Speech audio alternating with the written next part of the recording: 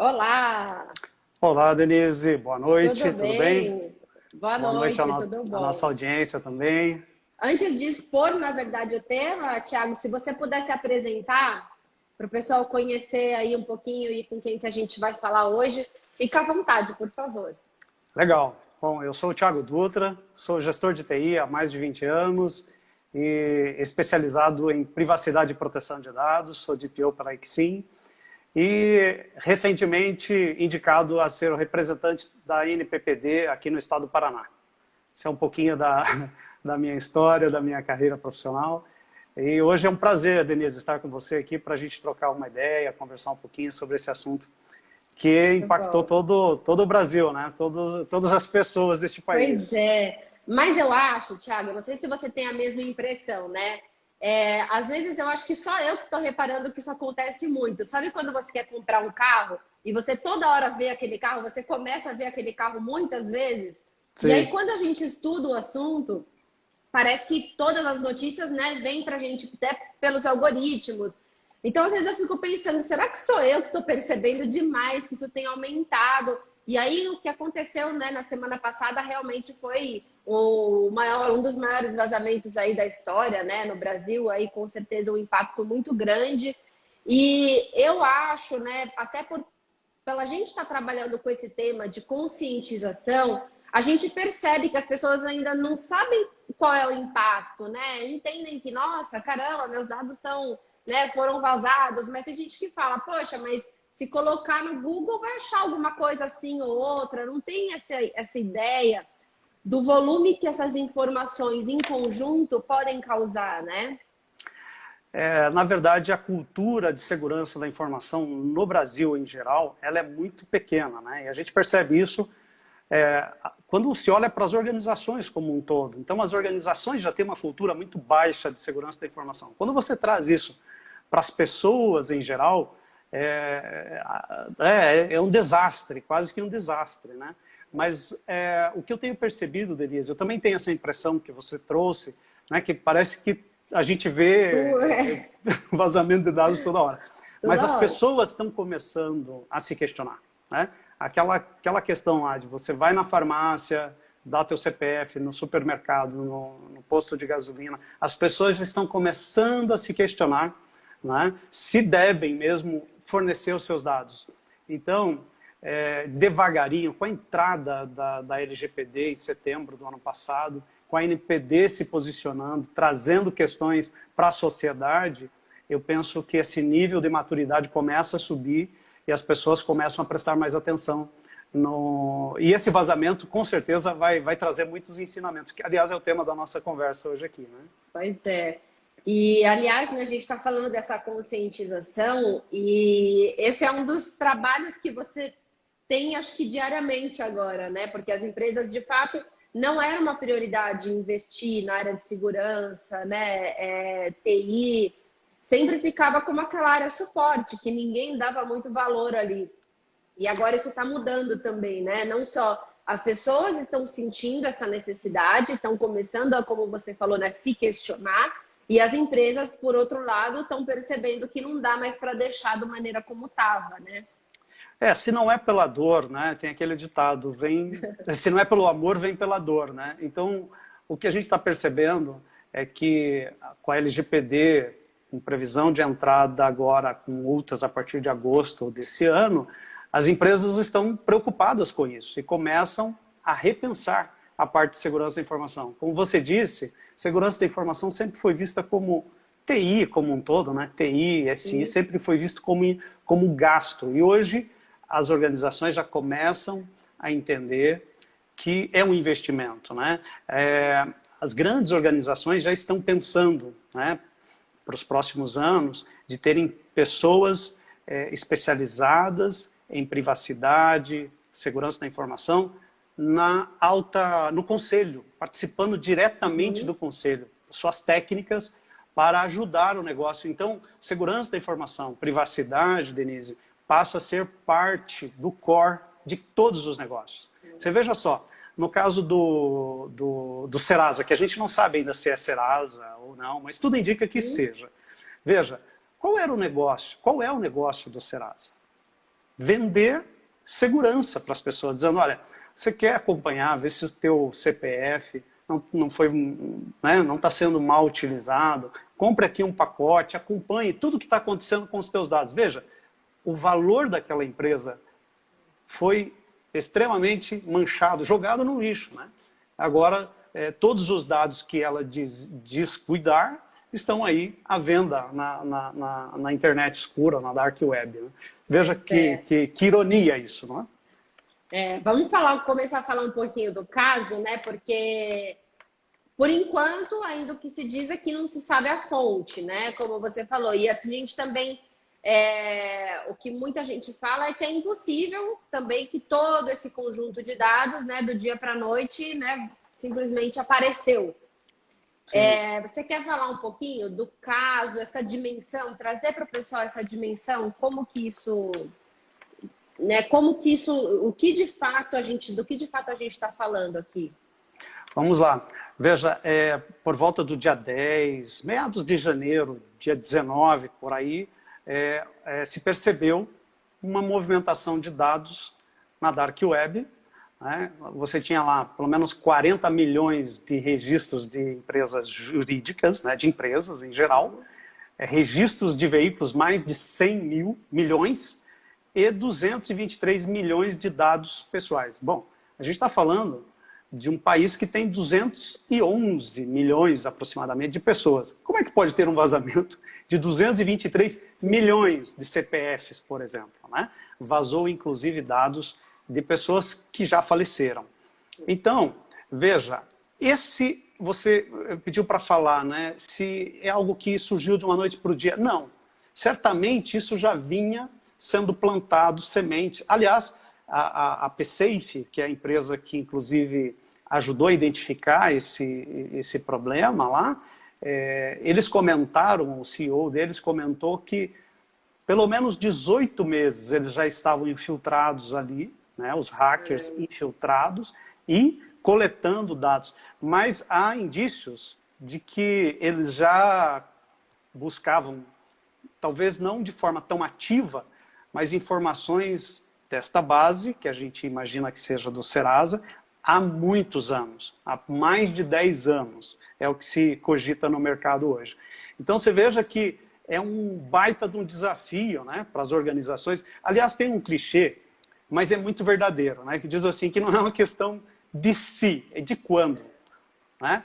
Todas as organizações estão sujeitas a vazamento de dados, né, e nós temos aí um exemplo que é talvez um dos maiores do mundo. Eu estava lembrando que em 2017 nós tivemos um caso semelhante nos Estados Unidos, que é Equifax, que vazou... Que era quem, né? Que é justamente... Crédito também, né? E que vazou, acho que 146 milhões de CPFs, de pessoas físicas, né? De dados de pessoas físicas lá.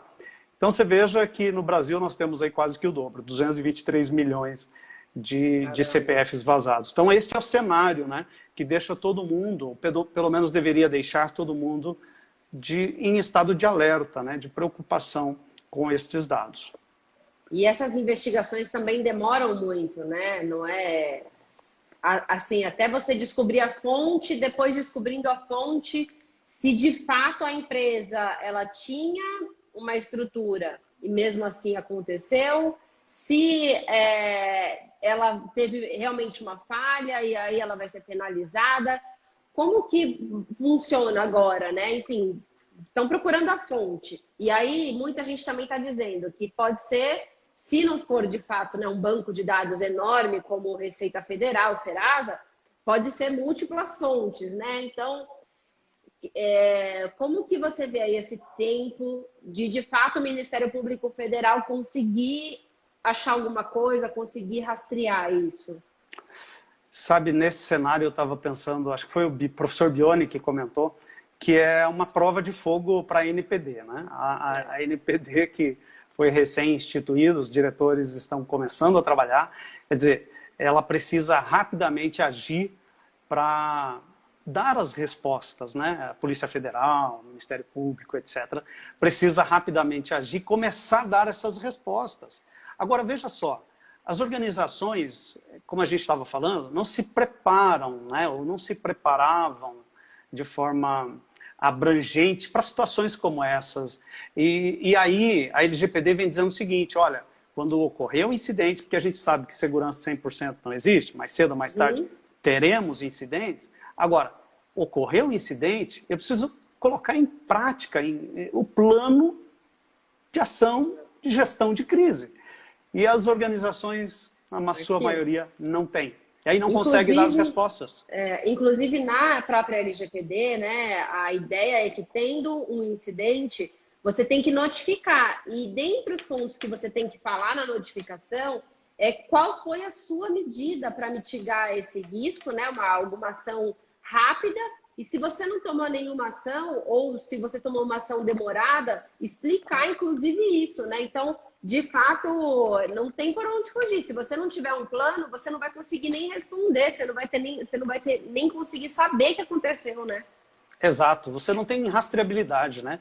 Então, o que a gente está observando é o seguinte, que as organizações estão se acordando para isso agora, mas os vazamentos já vêm acontecendo, né? Os hackers normalmente se infiltram, mandando um anexo, um link para um usuário desavisado que clica em cima, né? Manda uma URL errada e aí ele vai lá e clica em cima. Quer dizer, pede login e senha para atualizar alguma coisa e o usuário vai lá. Então, veja, a questão da segurança da informação, da privacidade, da proteção dos dados passa muito pela cultura, pela sensibilização, né? Treinamento de todos na organização. E aí eu queria trazer um destaque também, Denise, se você me permite, que é liderança, liderança exemplar, né? É de cima para baixo, é top-down. E a gente não vê isso nas organizações. A gente estava falando, em geral, é relegado ao segundo plano.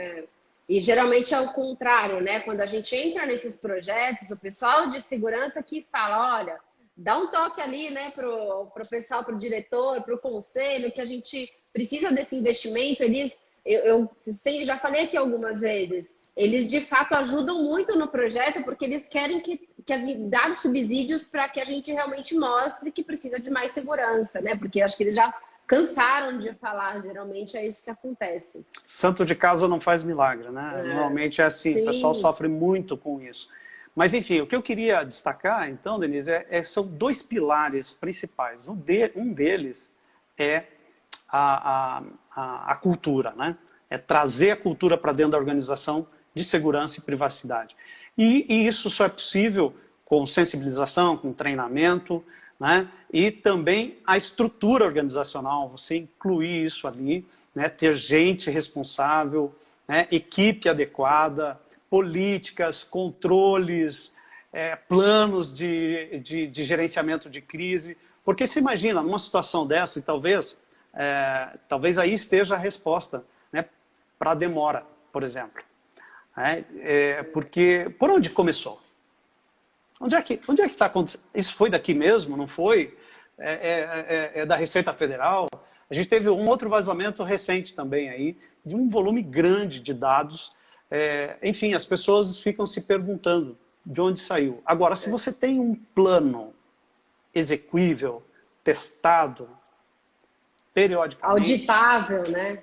Auditável, você não tem dúvida. Quando você dá a resposta, você está dizendo, não, nós fizemos toda a trilha, todo o caminho. Aqui não foi. Eu tenho certeza que aqui Mas não foi. eu acho engraçado, porque quando sai a notícia, você já vê várias empresas dizendo, aqui não foi. E eu fico pensando, gente, onde que eles foram? Foram até o banheiro, voltou e falou, não, aqui não foi. Eu falo, não é possível que não tem plano. dar essa resposta tão imediata. É verdade. Então, esse é o grande desafio. Sim, Denise. E o que você vê de impacto nisso, né? Além disso que a gente está falando, de fato trazer as pessoas estarem com maior consciência, mas para o cidadão, né? Acho que foi até uma pergunta aqui agora há pouco, que os impactos não são tão rápidos, né? Não é amanhã que de repente você vai perceber que alguma coisa aconteceu, que teve aí algum tipo de uso indevido dos seus dados, uma fraude. Qual que é a precaução que deve ter, né? Quais são esses impactos, quais são as lições que a gente pode dar para o cidadão?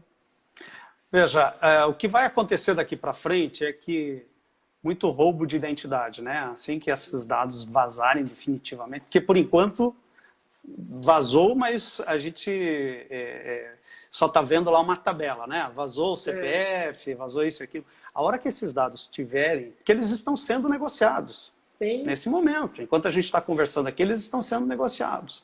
Tem gente interessada nesses dados. Então vai acontecer muito roubo de identidade, né? Pessoas se fazendo passar por outras para crédito, né?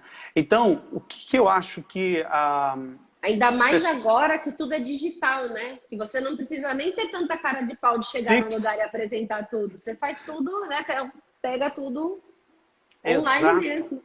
Né? Pensando em pandemia, a pandemia só exponenciou tudo isso, né? Verdade. Então, veja só, roubo de identidade, fraudes bancárias, compras. Então, uma dica que eu daria é ficar de olho na fatura de cartão de crédito, né? Acompanhar se não estão surgindo dívidas em seu nome. Aliás, isso deveria ser uma preocupação e a gente espera que o governo, as autoridades competentes, pensem numa forma de disponibilizar consultas, né? Como os Estados Unidos fez quando teve a questão lá do vazamento da Equifax, para que as pessoas acompanhem, né, os seus dados, se estão sendo utilizados de forma indevida. A gente espera isso, porque o impacto, Denise, será grande. Claro, talvez não amanhã nem depois, mas isso perdurará por muito tempo. E eu diria mais, não é só para as pessoas físicas. O aumento de ataques ocorrerá nas organizações, tá? Porque, assim, há muitas pessoas que utilizam a mesma credencial, por exemplo, o mesmo e-mail para questões corporativas e questões pessoais. Então, imagine que esses dados que vazaram sejam dados pessoais mesmo, tá? Seu. Mas ele, o seu mesmo. Aquele que você usa também para abrir sua máquina no computador, para entrar na empresa. Exatamente. Então, veja só, alguém vai se utilizar desse e-mail, tá certo? Para fazer uma engenharia social, fazer um phishing. E vai conseguir. Porque, assim, por mais nós que estamos no dia a dia lidando com a privacidade e proteção de dados, se você não tomar cuidado, você cai em algumas coisas. Mesmo a gente lidando o tempo todo com isso. Com certeza. Então, imagine na pressão do dia a dia, no trabalho, enfim, tantas coisas para resolver. De repente chega um link lá, a pessoa acaba clicando e pronto. E aí você tem, com essa cultura baixa de segurança da informação dentro das organizações, a pessoa teve acesso a uma máquina, ela vai fazendo o que a gente chama de movimento lateral, né? E vai navegando por dentro da organização, né? Porque não tem os controles também que deveriam ter. Pois é. E tem também a questão do sequestro, né? De você, de fato, parar a máquina, parar tudo na empresa e falar, olha, eu só libero se você me pagar alguma coisa, né? Se você depositar bitcoins, né? Me der tantos bitcoins. E isso é uma realidade. Eu até já comentei aqui também que a gente, quando, né, começa a trabalhar com isso, muitas pessoas começam a falar mesmo, olha, eu já tive, e pessoas que você fala, bom, eu fico imaginando, né? Para que alguém vai querer sequestrar minha máquina? Mas se alguém parar meu computador horas, eu pago, sabe? Olha, eu preciso do computador, a gente precisa trabalhar, a gente precisa fazer as coisas, tudo que está lá dentro é importante, você fica meio apavorado. E ainda mais para quem esse caso aconteceu, né, com um corretor, colega, e ele falou, olha, eu paguei, 10 mil reais me pediram e eu paguei. Porque ele falou assim, era muito melhor do que ter que me expor. Ele trabalha para várias empresas grandes. Ele falou, como é que eu vou dizer que eu não tenho segurança e que isso aconteceu? Eu estou com os dados dos meus clientes. Imagina. Então, de fato, isso acontece, né? Não é só, a gente acha que às vezes está muito longe esse impacto, e na verdade isso está acontecendo todo dia, o tempo todo. Você me fez lembrar de um case que eu vi, acho que hoje ou ontem, só não me lembro o nome da empresa, mas foi na Europa. Uma empresa que foi afetada, né, por um ransomware, e aí pediram bitcoins. Ela foi lá e pagou. Só que ela pagou, em vez de voltar para dentro de casa e ver a origem, por que ela foi, né, atacada, por que ela sofreu aquele ransomware. Não, ela ficou quietinha. Ah, beleza, os caras foram embora. Uma semana depois, um tempo depois, não me lembro quanto tempo, de novo, teve que pagar 2 vezes o resgate dos dados. Vocês vejam como é uma questão também, e aí eu aproveito esse gancho para dizer o seguinte: segurança da informação é um tema que, e privacidade, né, daqui para frente, ele é recorrente. A gente não pode esquecê-lo jamais, né, porque ele é vivo, né, a questão da privacidade e segurança da informação é viva. Os processos mudam, são vivos, né, as pessoas têm alteração de humor, então, às vezes, elas estão mais factíveis a cair numa cilada, né, de um hacker. E se os processos são vivos, se as tecnologias são vivas, né, as vulnerabilidades também são. Então, as organizações não podem preceder, não é? Deixar para segundo plano a questão da privacidade e proteção de dados. Imagine numa situação dessa, onde você vai lá e paga um resgate e não faz nada. Nada. A gente vai falar, né? Exatamente. A gente vai falar na sequência. Eu até queria só dar um spoiler aqui, né? No sentido de que você tem que pensar sempre, né? Antes de acontecer, eu preciso fazer alguma coisa. Aconteceu, eu preciso agir de alguma forma.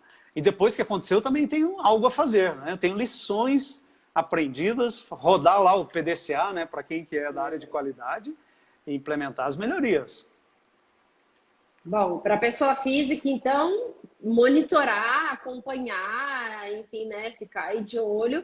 Eu acho que o pessoal também comentou do judiciário, enfim, você não consegue pedir uma indenização se você não sofreu nenhum dano, né? Se você realmente teve ali seu CPF, apareceu na lista, mas você não consegue pedir uma indenização. A partir do momento que você, de fato, consegue demonstrar, aí você consegue ir atrás dos direitos. Por enquanto, né, a gente está aí com o Ministério Público avaliando, fazendo a investigação, a NPD ali no suporte, mas as multas, né, que estão ali, as sanções da própria NPD, elas só entram em vigor, só começam a valer a partir de agosto. Então, por isso até, né, que muita gente também está falando, né, dessa prova de fogo para a NPD. Mas antes da gente falar aí da NPD, Thiago, vamos falar agora das lições para a pessoa jurídica, que a gente estava comentando aí, né? Então, pessoa física, monitorar, e a pessoa jurídica, né? Enfim, eu acho que agora, de fato, as empresas estão começando a dar uma maior visão para esse assunto, mas às vezes também não sabe por onde começar, né? Fala, bom, mas eu tenho um time de TI interno, eu tenho um firewall, eu tenho um antivírus, tá tudo certo, né? Às vezes já acha que é simples assim. O que você traz aí de lição? O que você pode dizer para quem está assistindo aqui, que está do outro lado? Então, Denise, se a gente pensar que o Serasa não deve ter uma estrutura pequena, vamos partir do pressuposto que é o Serasa, né? Não deve ter uma estrutura pequena de TI, de segurança da informação. Aliás, eles colocam no site que monitoram a Dark Web, inclusive, né? Então, e teve todo esse problema. Imagine outras organizações que acabam deixando isso para um segundo momento. Então, a minha recomendação, acho que uma lição que a gente deve aprender é o seguinte: quando tem um ditado, acho que do meu avô, que dizia o seguinte: quando a gente vê a barba do vizinho pegando fogo, a gente bota a da gente de molho. Então, eu acho que esse é o momento de botar de molho. E como é que eu coloco a minha barba de molho? Começar a olhar para dentro de casa, né? Como faço isso? Você pode fazer isso com a equipe interna, né? Você pode fazer isso com especialistas de mercado, que trazem também know-how de outras experiências para somar a sua organização. Mas assim, primeiro passo, fazer um diagnóstico dos processos. Porque se eu tenho um processo bem azeitado, eu tenho pouca probabilidade de um incidente como esse, né? Gestão de acesso, perfil de acesso, né? Eu preciso olhar para todas as vulnerabilidades. Existe uma série de frameworks, e a gente poderia citar aqui, de segurança, né?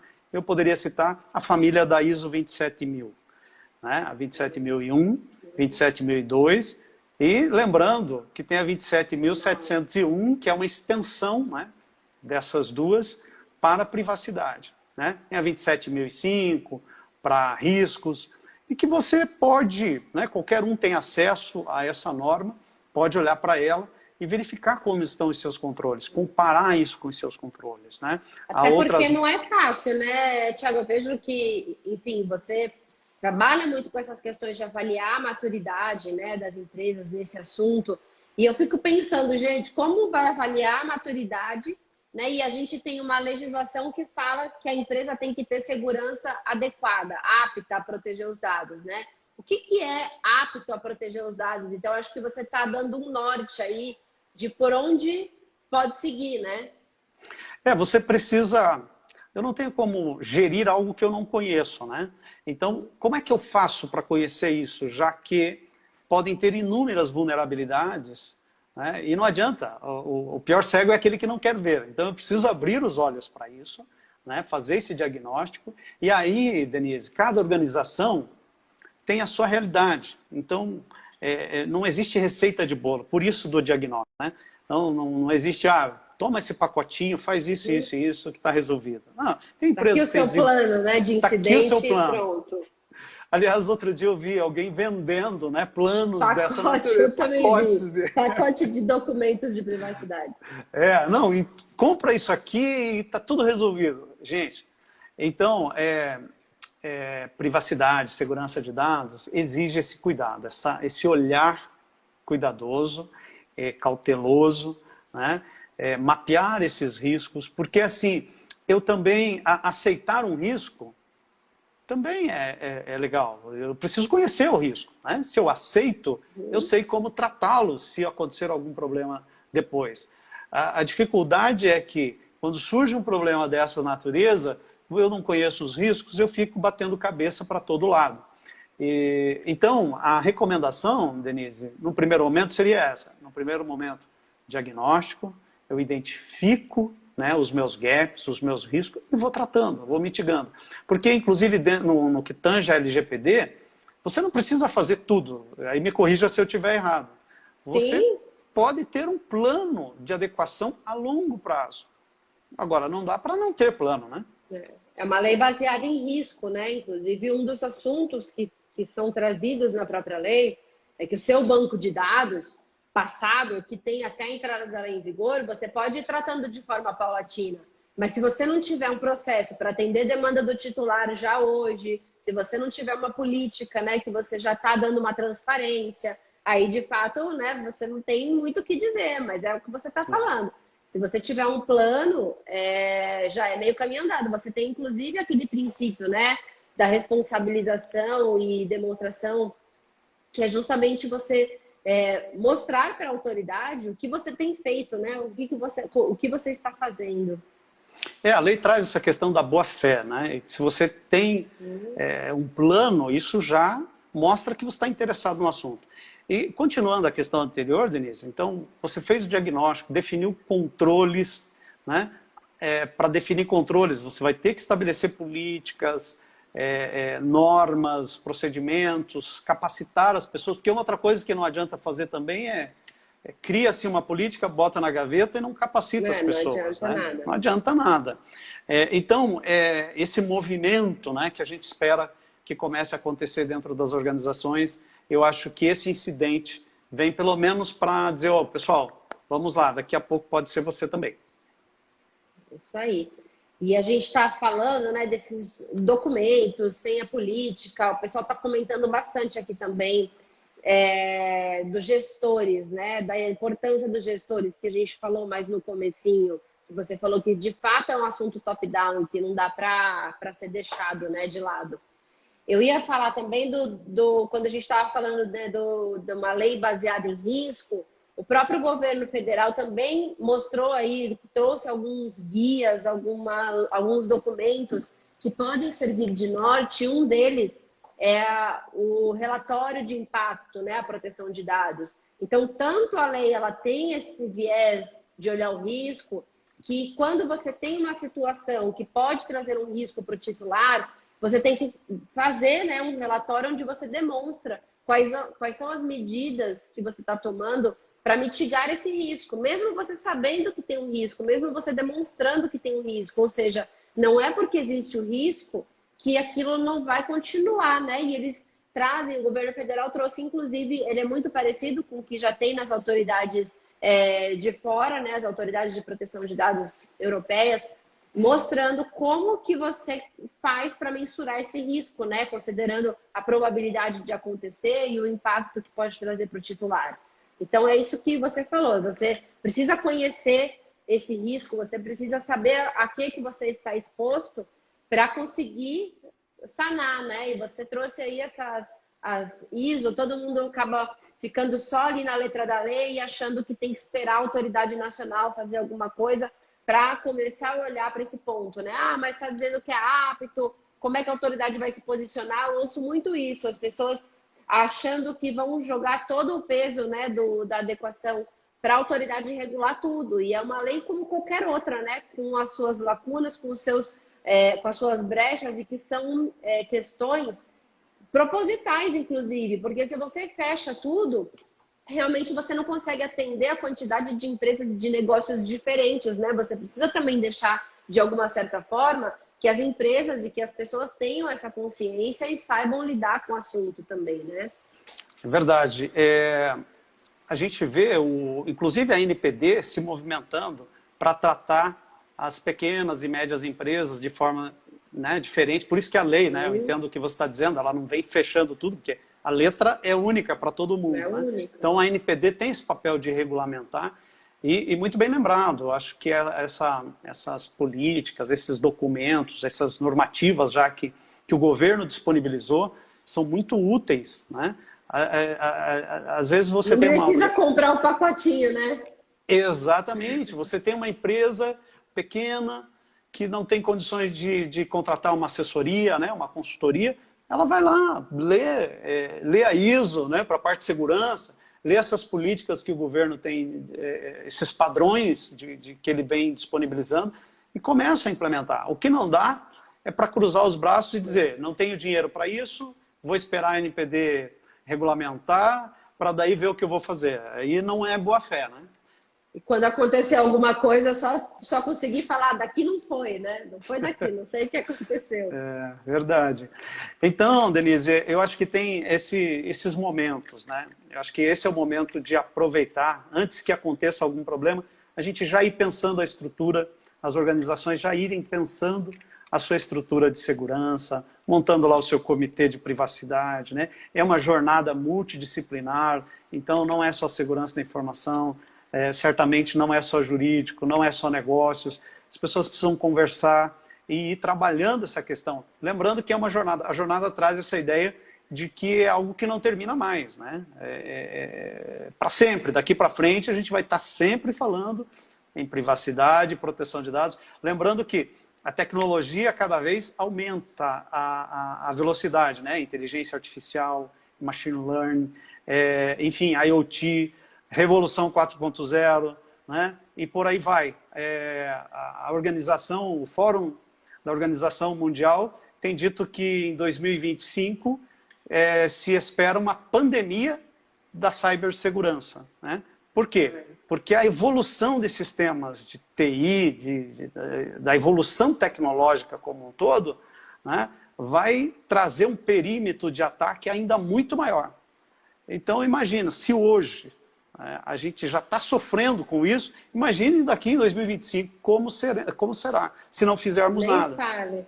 Eu já acho, todo mundo fala, né? Ah, o direito, a gente nunca para de estudar, sempre tem atualizações e tudo mais.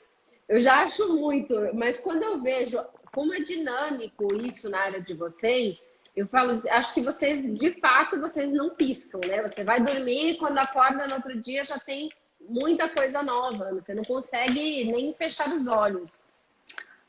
Tem que tomar cuidado também, porque senão você começa a pirar, né? Verdade. Pirar, porque se você for prestar atenção em tudo que pode acontecer, assim, realmente... sabe, o céu é o limite, né, para a questão de cibersegurança. Agora, a gente tem que ter um plano, né? Eu tenho que ter um plano. Pode acontecer alguma coisa errada? Pode, mas eu tenho um plano para seguir. né? Agora eu queria falar, Denise, um pouquinho sobre durante o ataque, né? A gente estava falando do antes, como é que eu faço, né, para me preparar para uma situação como essa. Agora, durante um ataque eu preciso ter esse plano de resposta bem estruturado, testado, né, repetidamente testado para identificar aquilo que a gente falou um pouquinho lá no início, a origem, né? Identificar de onde começou a fonte e mitigar também. Porque assim, eu identifico a fonte e eu preciso parar o vazamento de alguma forma. Imagina, a gente está falando de um exemplo que o vazamento pode ter, no mínimo, começado há 18 meses atrás. É provável que não tinha uma gestão de vulnerabilidade. 220 milhões também ali prontos, né? Ali em um lugar só e prontinho para... Sim, e a organização provavelmente não tinha nenhuma solução de análise de vulnerabilidade, né? Gestão de incidentes. Como identificar, né? O cara está ali, está numa boa, está trazendo para debaixo, com enxadada, né? Trazendo os dados com enxadada e ninguém está vendo. Então, a importância de ter esse plano. Bom, primeiro, de tentar visualizar isso antes de acontecer. Agora, aconteceu, eu preciso mitigar. Eu preciso parar esse vazamento, né?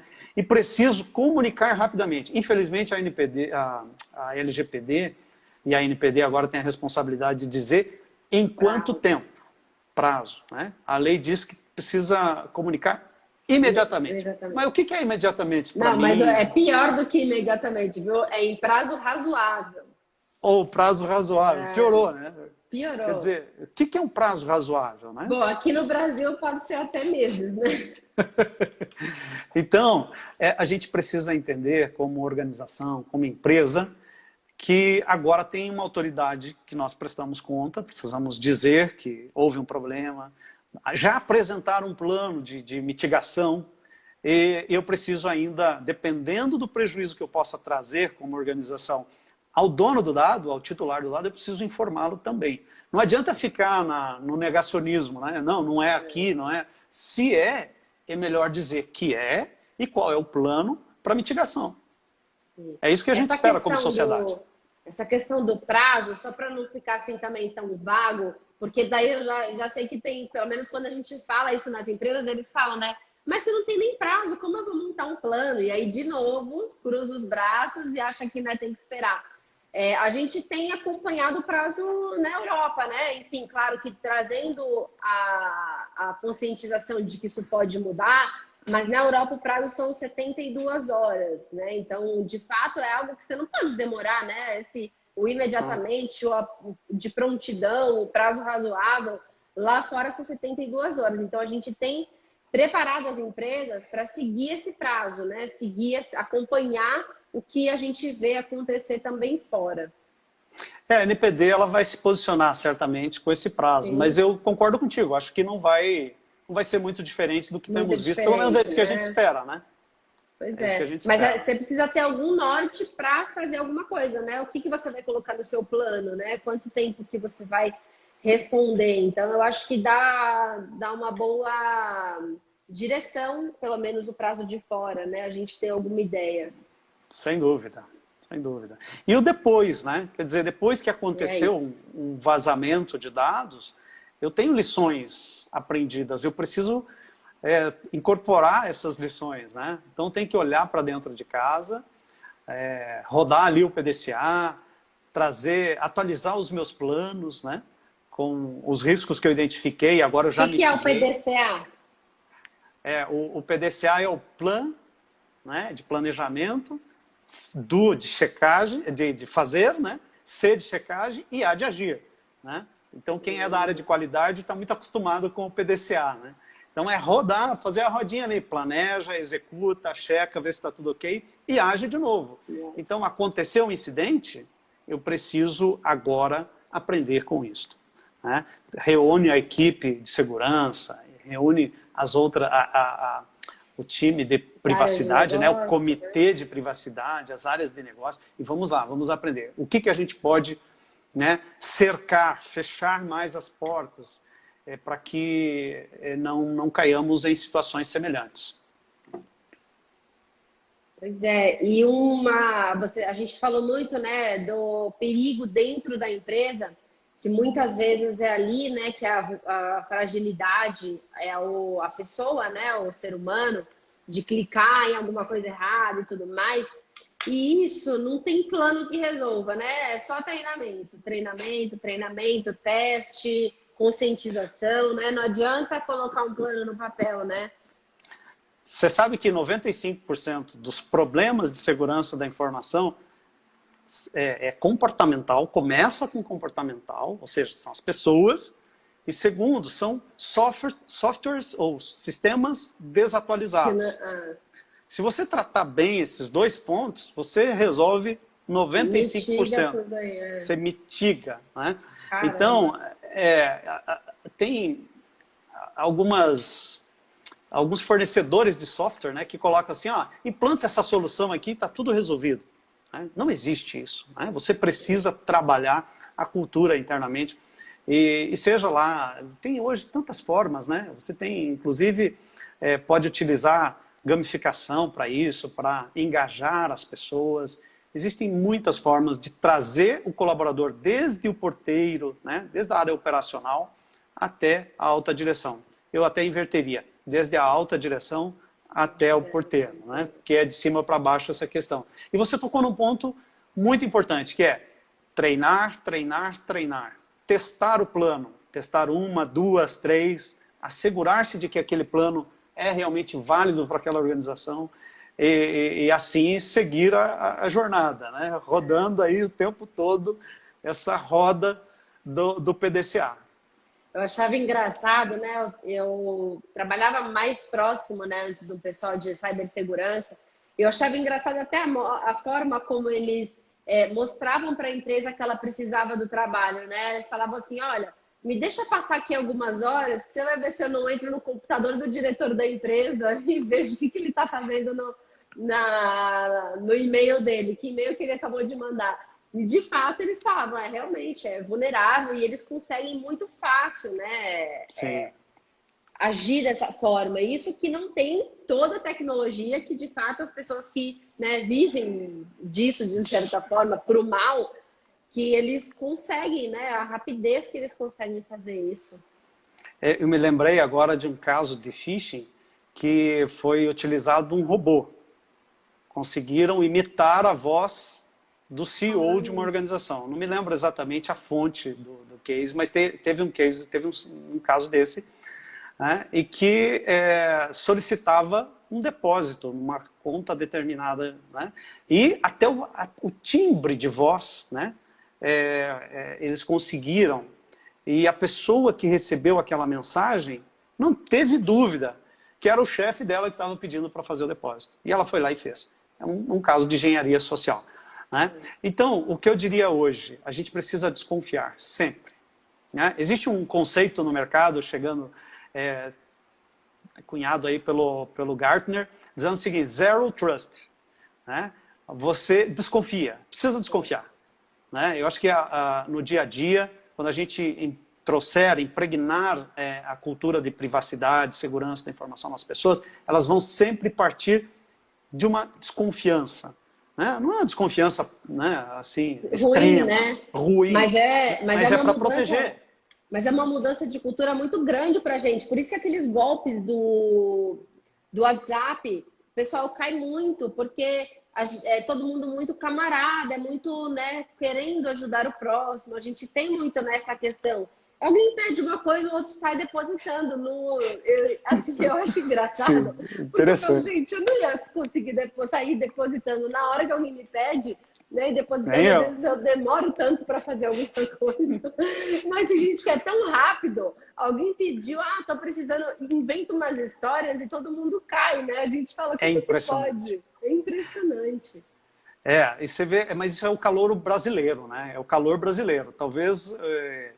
em outros países isso não seja tão evidenciado, né? É o que eu estou dizendo mesmo. Eu acho que ainda aqui a gente tem mais ainda essa falha que pode acontecer, essa falha humana, ela tem ainda mais esse peso, né? Desse jeito que a gente acaba levando as coisas, né? Aliás, a gente deveria desconfiar mais do que outros, né? Porque está sempre todo mundo acabando fazendo alguma coisa ali e outra, mas é pelo contrário, né? Parece que a gente acaba funcionando de forma reversa. Forma automática às vezes também, né, Denise? Agora, essa questão, né, você tocou no exemplo do WhatsApp, eu queria aproveitar para trazer uma outra dica para a pessoa física, né? Você deve, o ideal hoje é trabalhar sempre com o segundo fator de autenticação, e a maior parte dos aplicativos, né, de rede social em geral, se não todos, te dá essa possibilidade de um segundo fator de autenticação. Isso vale, tá? Ainda dentro daquela pergunta anterior, de dica para a pessoa física em geral, né? Para e-mail, inclusive. Coloca lá o segundo fator de autenticação, seja um SMS no teu celular, vai te ajudar. Que se alguém tentar acessar, né, vai vir um SMS para você. Tá certo? Então, acho que essa é uma dica interessante aí também, para as pessoas evitarem cair nesses golpes que são já tão, assim, tempo todo acontecendo e o tempo todo tem gente caindo, né? Infelizmente. Pois é. Bom, acho que, né, acho que a gente cobriu tudo aí. A gente falou sobre o que aconteceu, quais as lições para a pessoa física, lições para a pessoa jurídica, o que fazer quando isso acontece, sobre autoridade, questões de investigação. Você tem alguma coisa que você queira falar ou quer fechar aqui o nosso assunto? Acho que a gente já pode partir aqui para o finalzinho, até porque as lives, né, não pode passar de uma hora que ela já cai automaticamente. Não, legal. Vamos fechando então, Denise. Mas assim, como palavra final, eu acho que esse incidente deve servir de alerta, de despertamento, né, para as pessoas, para evitarem ficar passando seus dados, cuidar onde coloca seus dados, né? Não fique preenchendo qualquer formulário na internet, cuidado com passar senha, e-mail, etc. Eu acho que esse é um momento para a sociedade como um todo, sabe, trazer para si essa cultura, de começar a falar dentro de casa, né, sobre o assunto, discutir isso dentro de casa, tornar esse um tema recorrente entre as pessoas. Eu já tenho visto isso acontecer, por mais que ainda é muito pouco, mas eu já tenho visto isso acontecer. Eu fico feliz com isso, né? Então, era muito comum você sair, sua mãe perguntar, né? Saiu, tá levando a chave, trancou a porta, agora né? Saiu, colocou senha no computador, tá com fechou, né? Deixou fechado, tá com dupla autenticação no WhatsApp. Exato. Revisou a política de privacidade lá do aplicativo, termo de uso, enfim. Mas a gente mesmo, como pais, tem muita coisa para ser feita nesse sentido, né? A gente conversou outro dia aqui com o Alex, que estava falando sobre esses pontos, e até o Xbox, até, né, outras ferramentas que são mais voltadas para o público mais jovem, eles têm muita dessa funcionalidade, né, de proteção. Sim. E se você não coloca, né, infelizmente, você está mais suscetível. Então, isso que você está falando, de fato, não só no ambiente empresarial, né, também, mas na vida, né, a gente ter esse cuidado. Legal. E no que diz respeito às empresas, né, aos CNPJs, eu acho que é aproveitar também esse incidente para se preparar para que você não, como empresa, também não tenha que passar por isso, ou se tiver que passar, né, com menos dor, com menos dificuldade, né? Capacitar aí as pessoas, os colaboradores, incluindo terceiros, né? A equipe técnica, trabalhar fortemente a equipe técnica para lidar com isso e estruturar, de fato, um programa, uma governança de privacidade e proteção de dados dentro das organizações, né? Uma gestão de risco adequada para que você possa dar as respostas para isso tudo que a gente discutiu até aqui há pouco, né? Vou pegar um gancho aqui de uma pergunta que foi feita agora há pouco, em relação às associações e fundações, né? Ela estava querendo dizer o seguinte, que também deveria ter uma régua diferente, como a NPD deve trazer para pequenas, médias empresas e startups. A gente está falando muito dessa governança, estrutura e tudo mais. Empresas menores, Thiago, o que você vê? Enfim, dá para ter essa mesma estrutura? Ou a gente também consegue encaixar alguma coisa que caiba no bolso, no negócio, que dê para rodar? Veja, a gente fala em empresas menores. Tem empresas pequenas, como uma startup, uma fintech da vida, né? Ela pode demandar muito recurso, sim, muito cuidado. Então, acho que cada empresa é uma empresa.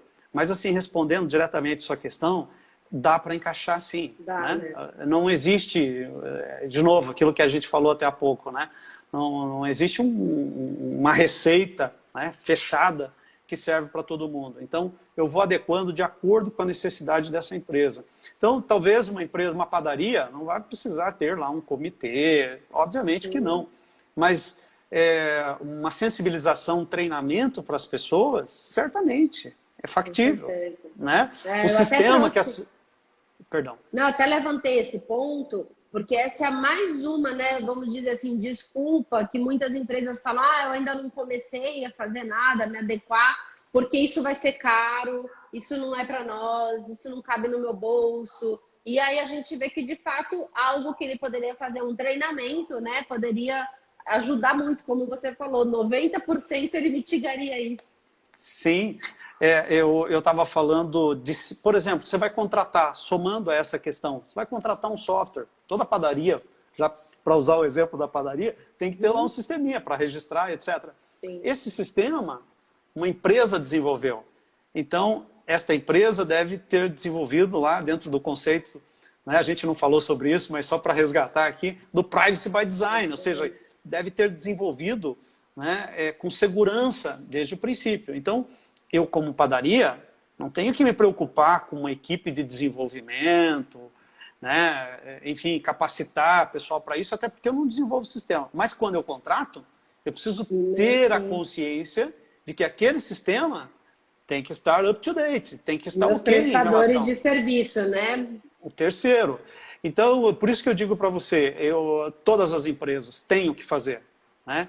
Por menor que seja. Você olha para a Europa, por exemplo. Né?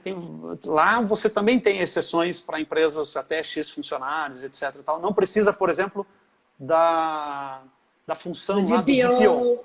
O volume de dados, o número de funcionários. Né? Sim, mas ela precisa se adequar.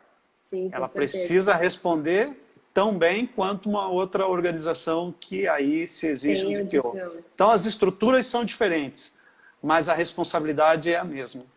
Exatamente. Então é isso, Thiago. Acho que foi muito bom aqui o nosso papo, muito proveitoso. E obrigada, né, quem está aqui com a gente à noite, pessoal. Né? Acho que a gente acaba... A gente que gosta de falar do assunto, né? Mas quando vê mais gente também interessada, é muito bom. Obrigada, pessoal. E quem quiser também mais dicas aí, né? Eu já até dei uma olhada no seu site também, lá da Tumin 7. Tem bastante coisa lá no blog, né? Achei muito bacana. Tem. Por favor, fiquem à vontade, entre em contato comigo, com a Denise.